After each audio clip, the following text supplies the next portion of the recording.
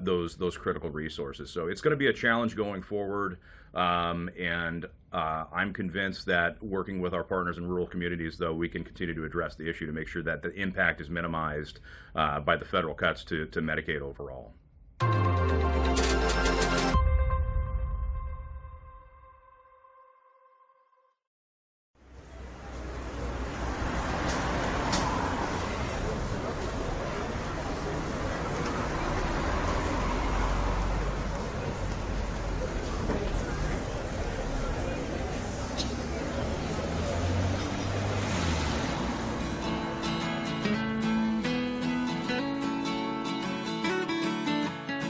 Most people in the state would never believe that Walla Walla used to be the biggest community in our state, and it was really the center focus for the whole territory before statehood.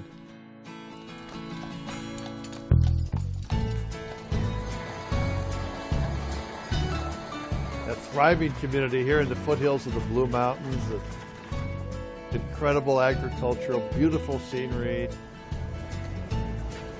just a wonderful place to visit.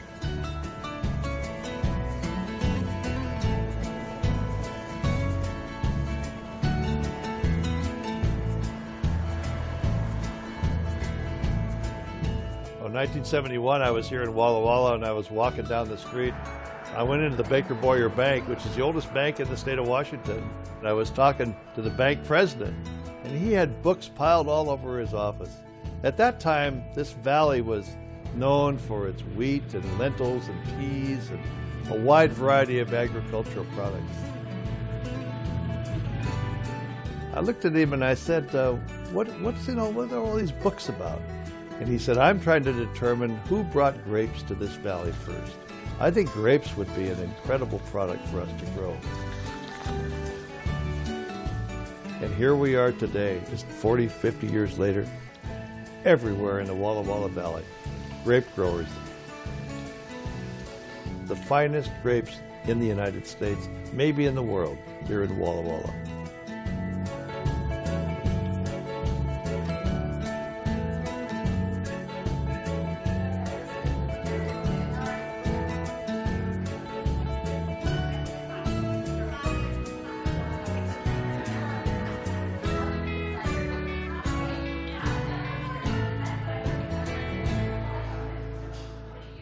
Walla Walla has to be one of my favorite places.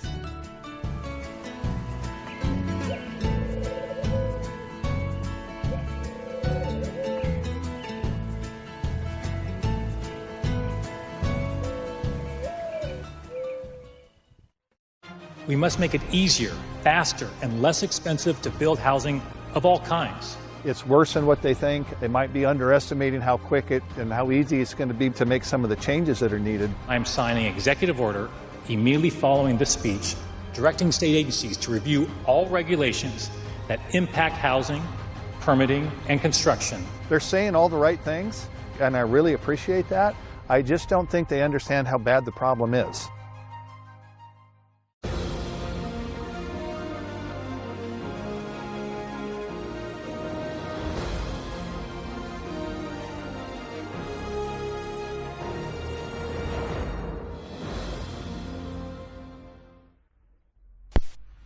We just went through a very difficult legislative session. We had to make difficult choices to balance our budget. We're going to face another difficult session ahead. The president's tariffs will only make this dire situation worse. Governor Bob Ferguson and top-ranking Democrats blame tariffs for increasing the cost of living in the state and say Washington could lose more than $2 billion in state revenue by 2029 if they stand. There is no snare in which these tariffs are good for Washingtonians. And don't be fooled by the administration. Washington's working families and businesses and the state will bear the cost of these tariffs. State Republicans in the House and Senate take issue with the focus on tariffs, and like the Linden farmers we interviewed, believe there are greater threats to the state's economy. Why do you think taxes are more of an economic factor than tariffs, at least for Washington businesses? Well, I think if you look at scale, it's very important to do that, because the impact of tariffs, I mean, I don't know exactly what that's going to be, but certainly hundreds of millions. Senator Chris Gildon is the ranking Republican on the Senate Ways and Means Committee. $9.5 billion in new taxes really dwarfs those hundreds of millions. And that was what was passed last session by the progressives in the state legislature. Historic levels of tax increases that is going to trickle down through the economy, and ultimately the consumer is the one that's going to bear the burden. Senator Gildon acknowledges tariffs are hurting the state, both at ports in Washington and with businesses that run on reliability. I think one of the biggest things that concerns me about that is the uncertainty, the lack of clarity. You know, if you are a business and you're trying to plan for the future, you like certainty. You like the ship to be steady. And it seems like the tariff policy is all over the map. Tariffs are on, tariffs are off. That causes a lot of uncertainty within the business community, and I think that really hampers the economy. State Republicans like Gildon want to focus on both taxes and tariffs. If the tariffs raise the cost of goods and services, well, guess what? Taxes also raise the cost of goods and services.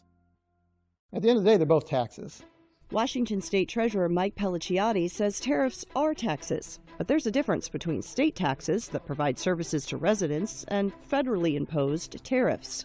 The states are not seeing any of that revenue, nor are local governments, but we're paying the economic cost associated with it. And, you know, the declining amount of jobs and the costs associated with fewer jobs here in our state and the cost of living that's going to be increasing is not made up for with the revenue being generated by the federal government. And that's where there's just a complete misalignment in terms of the benefit that Washingtonians are going to get from these recklessly imposed tariffs. It's why Treasurer Pelliciotti says the lawsuit filed by a coalition of states to challenge the tariffs in court is so important. No one is saying the federal government doesn't have tariff authority. It's in the Constitution that Congress does. What's happened is the president has decided to bypass Congress because he wants to issue tariffs to whomever he wants, whenever he wants, in whatever amount he wants to. Even if a Supreme Court ruling blocks the president's use of the 1977 Act to impose tariffs, the Trump administration is reviewing other trade acts to keep tariffs a core part of the president's economic agenda. As the state treasurer, what advice would you give to business owners and farmers and those who might be impacted? That's what I've been saying for months, which is buckle up.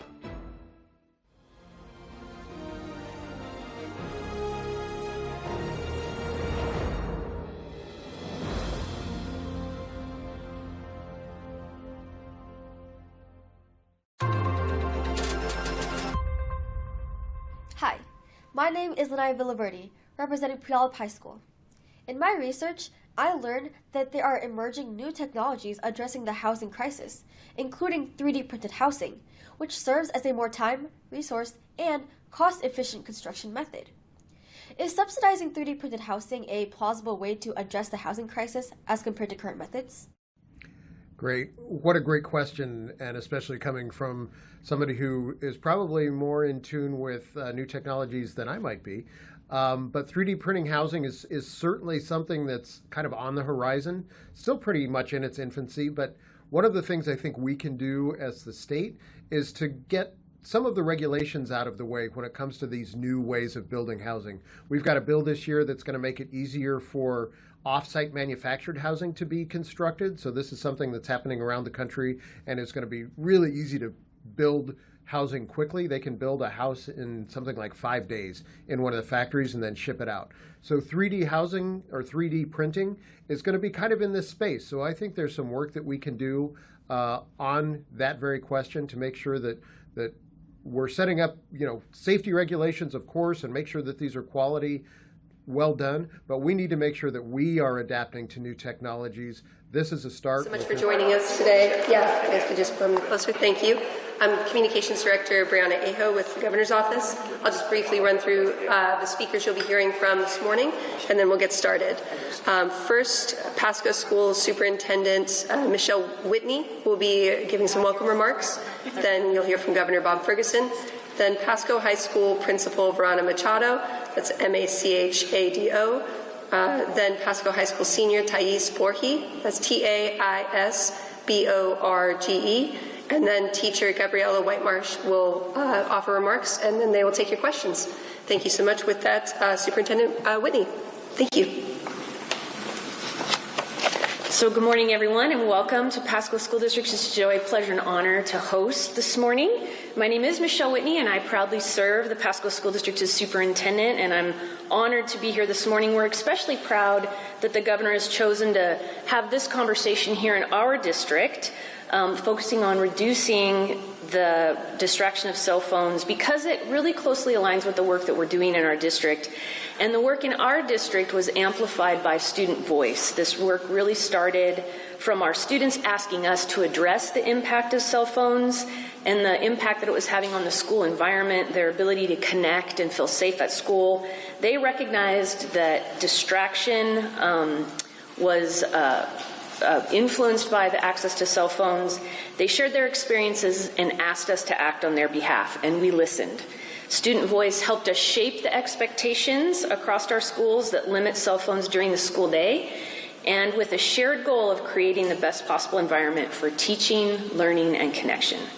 We know our students are capable, curious, and full of potential. We also know how difficult it can be to compete for their attention with phones, notification, and social media platforms always within reach. Reducing that distraction gives students more opportunities to be present, to engage with their teachers, to participate in learning, build relationships with their peers, and focus on what they came to school to do, to learn, grow, and connect. We appreciate the governor bringing attention to this very important issue, creating an opportunity to hear directly from people who experience it every day. I want to thank our Pasco School District students, educators, and administrators, and staff who are here today. Our students helped start this conversation in Pasco, so it is fitting that their voice continues to be at the center of it.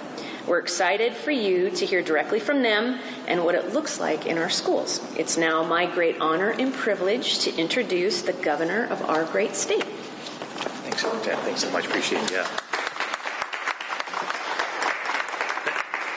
Thank you so much, Superintendent Whitney, and for your leadership over many years in this community. We really appreciate it. And thanks to all of you who are joining, parents and educators and leaders in the community. We just so appreciate everybody who's joined us today for this important conversation. We're going to talk about these devices, okay? And I just earlier this week dropped off. I have teenage twins who are just finished high school and are off to college, and so I just dropped off my son and my daughter. I drop off, my wife and I drop off soon, and so I'll be speaking today as a governor, of course, but also as a parent, okay, who has wrestled with my children, right, over these devices. And I would say that we're thankful our kids have done well academically, but as a dad, and certainly my wife was an educator, it was a challenge with our kids. It was a challenge with our kids. I've often said this, that, I feel fortunate to have my wife and I have a good relationship with our teenagers, but if there was a source of conflict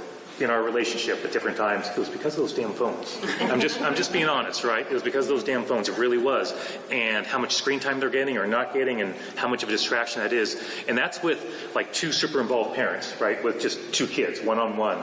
And so we know, everybody here knows, you don't need a study to show it, although studies do show it, that these devices are incredibly distracting in an academic setting, in a school setting. I feel just personally, I'm a pretty disciplined guy. I find these devices distracting, okay? I find them borderline addictive. And again, I feel like I did not grow up with them. I feel like I'm pretty disciplined, pretty focused on getting my job done.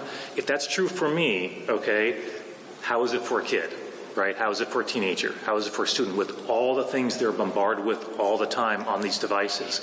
And so studies do show that in an academic setting, having a phone is a total distraction for kids from what we need them to do, focus on their learning. We have incredible educators who are talented and driven, and their life's mission is to help educate our next generation. But these devices get in the way of accomplishing that.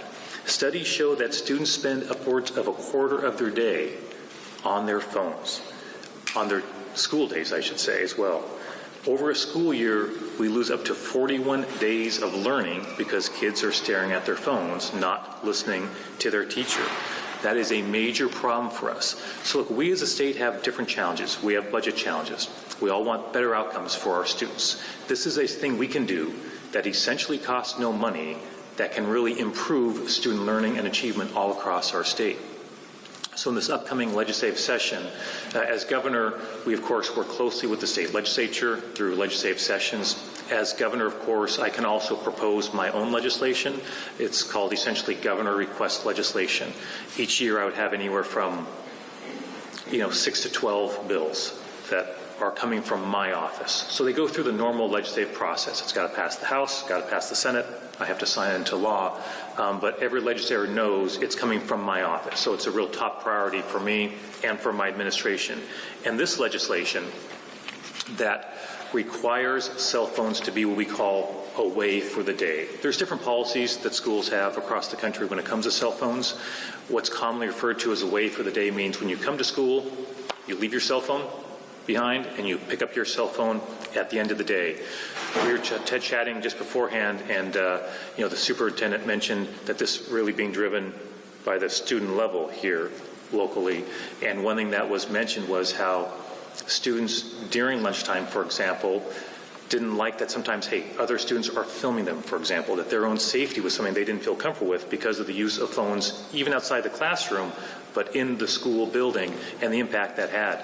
We had a press conference like this on the other side of the mountains not too long ago, and the principal who spoke there, they spoke about that exact same issue, which I found interesting, right? That was a motivator for them. So it's the classroom environment's extremely important, but also the overall environment for young people today as well.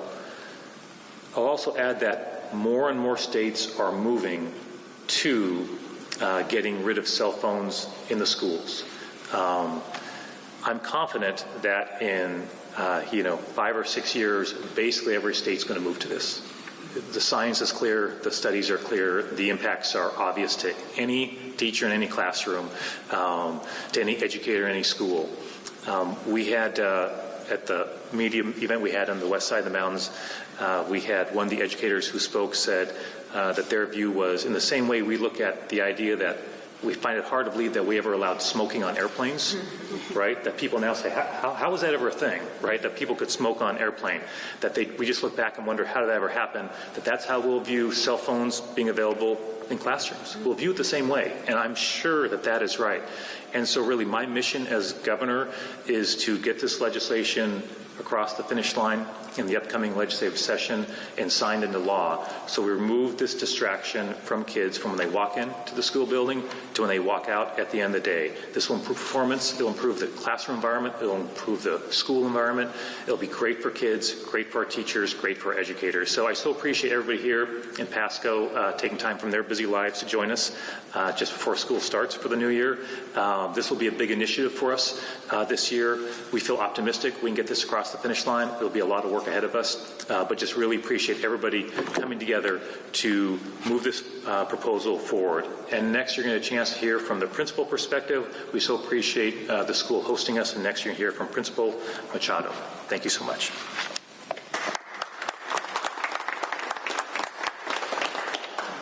Good morning and welcome to Pasco High School.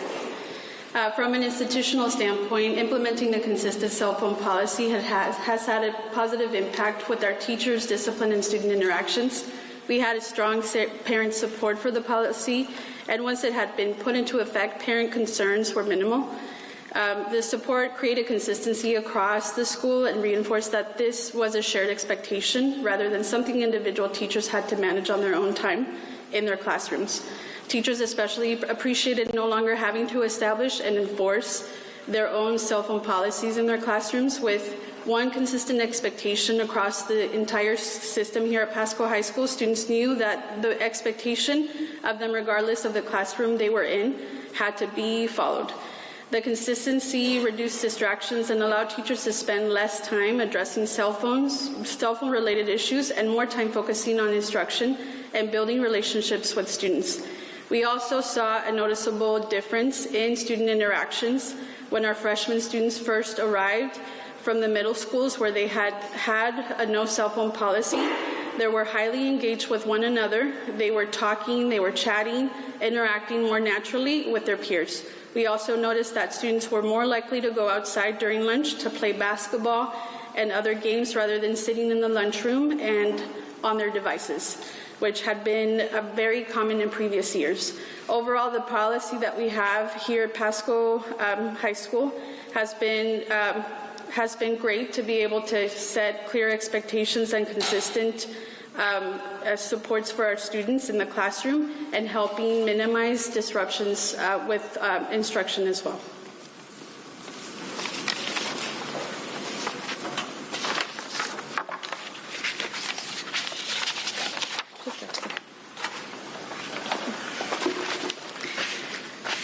Good afternoon, my name is Thais Borge. I'm the student board rep for the 2026-2027 school year.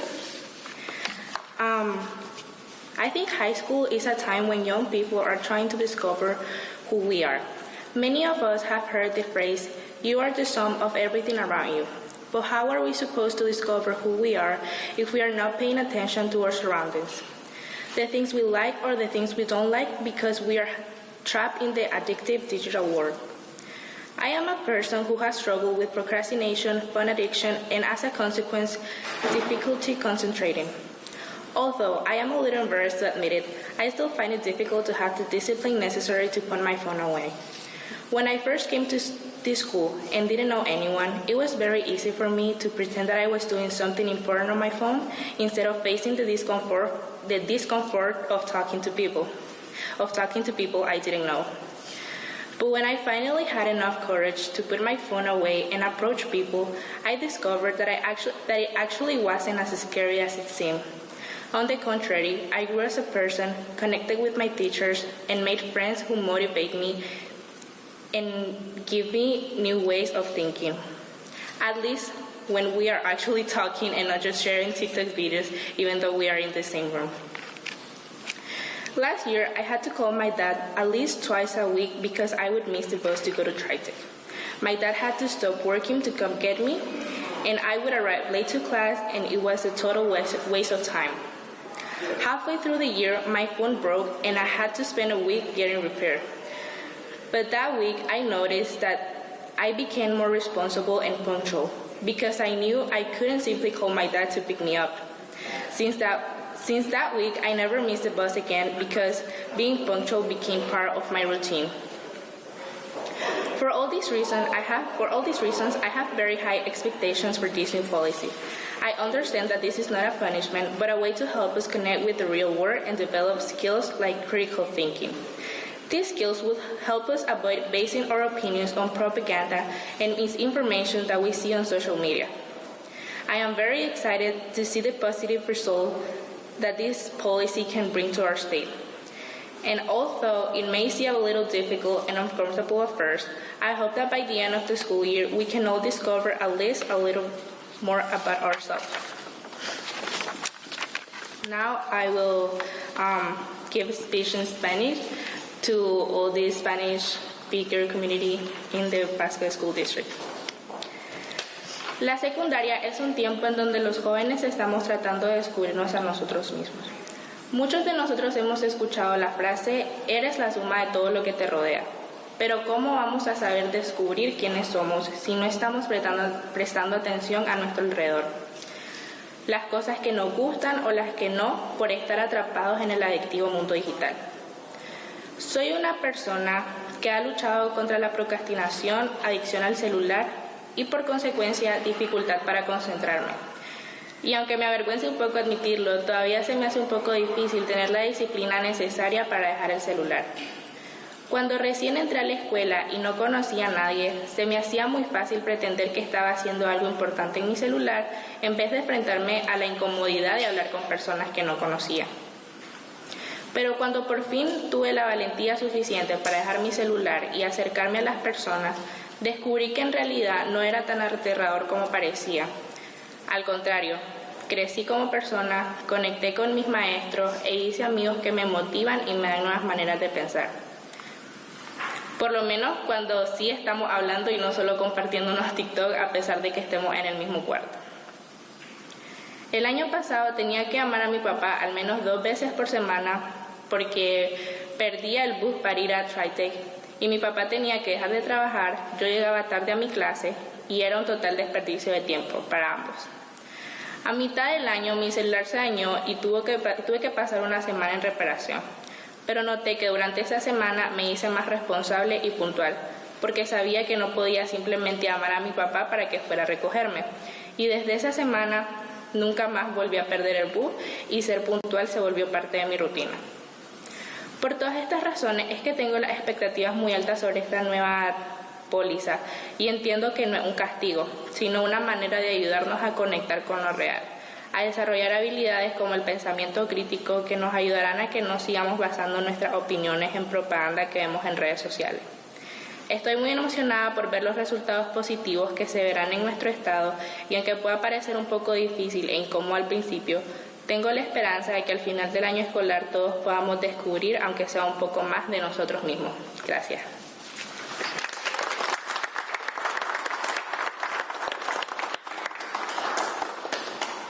Buenos dias, good morning. Isn't she amazing? She's so awesome. I had the privilege of being her teacher last year. I am Gabriela Whitemarsh. I am teacher here at Pasco High School. I'm a bilingual math teacher, and thank you very much for this opportunity to take the time to come visit our school and to learn from our students and our staff. I'm privileged to be able to be a representative of our school. From a teacher's perspective, the way that this policy was first implemented into our school, there was a little bit of a growing pain that we went through as we were adjusting to this new process and this new policy. But very quickly, it became very clear in our classrooms how much more students were engaged and teachers were as well. We were not, as Principal Machado had mentioned earlier, we were not having to fight and engage in confrontations with students, with having to put their phones away so that they'd be paying attention. But the other aspect of that is that from the teacher's perspective, when you're teaching and you're engaging in instruction, if you see a phone out or you see the AirPod in their ear, you're trying to focus on what you're supposed to be teaching. But you're also thinking that student isn't paying attention, they're going to ask a question later on, they're not understanding, so now your own focus as the adult in the room is split. And you're spending time and energy worrying about the distraction rather than worrying about the humans sitting in front of you and what our job is to do, which is to teach our content, but really to engage with our students, to engage with each other and to help teach them those content standards that they need, but also those social skills that are important not only as young people that are developing from us at the high school very soon to be adults or having adults in our classroom, right, for those seniors. But then they're going to go out into the workforce, they're going to go out into college, the career technical trainings, and they need to know how to work with each other, how to engage with each other, how to strike up a conversation with a stranger, right? And those are all things that school provides an opportunity naturally, organically to happen. And when there's the device in the way, it makes it really difficult for that engagement and that community building to take place. So having the phones away during the classroom has helped not only build a stronger, safer, more inclusive environment, stronger connections with students, but also with us as teachers. And so thank you very much for this opportunity to speak, and I will turn it back over to you. Awesome. Thanks. Thanks so much to all of our speakers, especially your perspective. I think was especially powerful, so thanks so much for sharing that. I haven't told the public this, but when I was your age, I struggled with procrastination all the time, and I didn't have a phone distracting me. I didn't have an excuse, so but just really appreciate what you shared. Thanks so much. And we're happy to answer any questions that anybody might have. Yes? Well, Governor, you talked a bit about how the research has really compiled around putting phones away for the day. Why has it taken the state so long to pass a bill like this? I know that, OSBI had made some recommendations a number of years ago. I'll just read the questions over here. To the questions, why is it taking the state so long to get this done? And you mentioned OSBI had some kind of recommendations in the past. It's I don't know that I've got a perfect answer for that, right? These things are a little unknowable, right, in a certain sense. But what I would say, at least a perspective I have for what it's worth, is that, and look, change is hard. Change is hard for anything in life. If there's like one truism that I as a leader feel like I've really discovered in life is that change is hard for folks. And you know, phones are so ubiquitous now, and we all rely on them to such a significant degree that I think just letting things go the way they are is an easier approach, right? But as we heard earlier, well, hey, there were initially, I appreciate what you're saying, hey, initially at first, hey, a little bit of growing pains, but then it pretty soon changes, right? To like, wait a second, this is pretty good, right? We like this environment now, for a teacher, for a student, for the whole environment. And so I think that's a part of it. And one thing I really appreciated hearing in the conversation we had before was, hey, for the change here, for example, parents were on board, really, right? Like, and leaning into that. So I do think that, you know, I'm not really too focused on the past, but I think it's fair to say that I'm getting very personally engaged on this, okay, because I feel extremely strongly about this.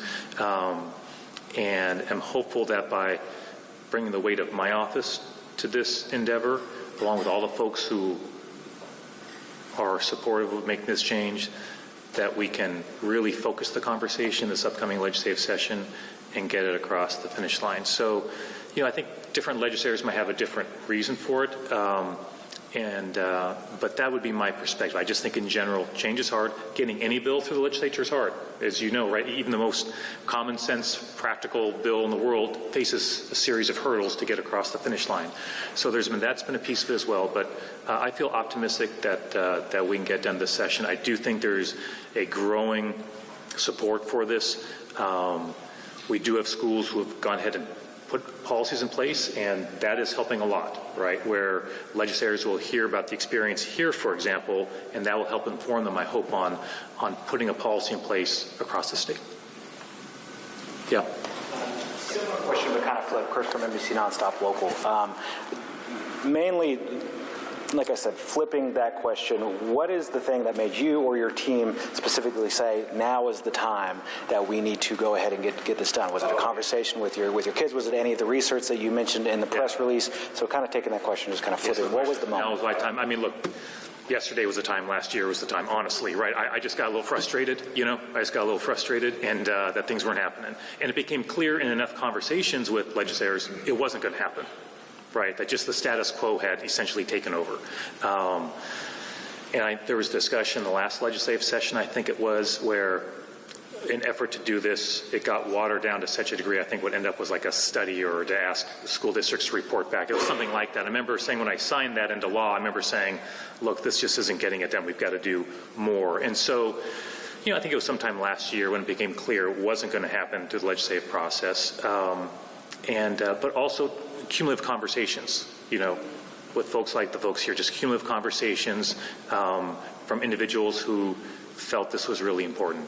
So, you know, there's no one precise moment, I would say. It's always been something I've thought about, but you only get so many bills that are governor request legislation. You got to really, really prioritize those for obvious reasons. But it became pretty clear, I think, at some point during the legislative session a year ago when it wasn't going to pass, where I said, I'm sure I turned to my team pretty early on at that process, just said, hey, we're just going to have to make this governor request this session. Let's really go big on it. Let's get around the state. Let's go to schools. Let's have events like this. Let's get people together. Let's hear from students and to maybe break down some of the myths around it. Like, oh my God, if we do this, parents will freak out. Well, maybe not so much, you know. Maybe actually talk to schools where this has happened and frankly parents think it's a good idea. And I think that, and hear from students, right? Hey, maybe students think this has actually been really, really healthy for me and for my friends and helpful. So that's part of this as well, is to get that word out. Yeah. Okay. So, as you know, Governor, school districts around the state are struggling with finances. Here locally, we have 2 districts that are this summer are going on finding financial conditions. This school district in particular is having to cut its revenue reserves in half just to support teachers, support education.